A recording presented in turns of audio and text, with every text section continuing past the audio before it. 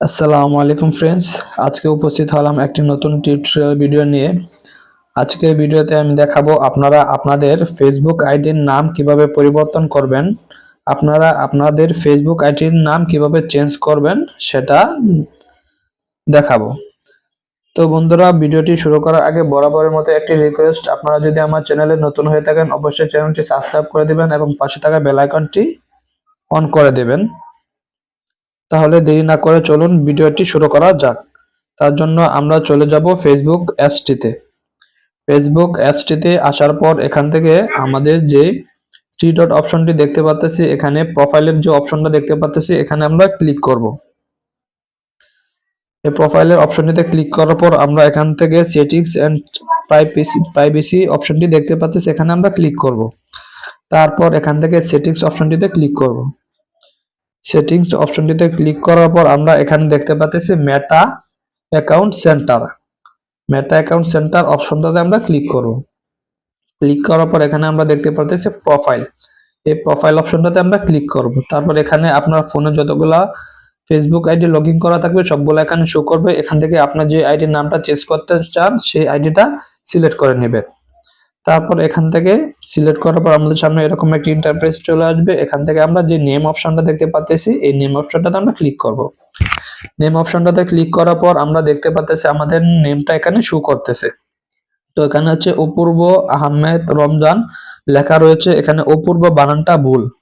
এখানে অপূর্ব ওর জায়গায় এ হবে, অপূর্ব বানানে হচ্ছে অপূর্ব জায়গায় এ হবে।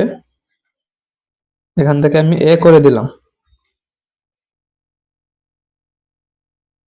এখন ঠিক আছে, অপূর্ব আহমেদ রমজান। তো আমি এখান থেকে নামটা সঠিক করে দিলাম। আর আপনারা যে নাম দিতে চান আপনারা আপনাদের ইচ্ছা মতো নাম চেঞ্জ করে দিবেন। ফার্স্টে একটা নাম দিবেন, তারপর মিডল নাম দিবেন, তারপর শিওর নেম মানে লাস্ট নেমটা এখানে দিয়ে দিবেন।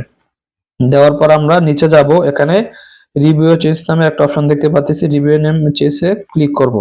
তারপর এখানে হচ্ছে আপনার নামগুলা শো করবে, অপূর্ব আহমেদ রমজান, তারপর অপূর্ব রমজান, রমজান আহমেদ অপূর্ব।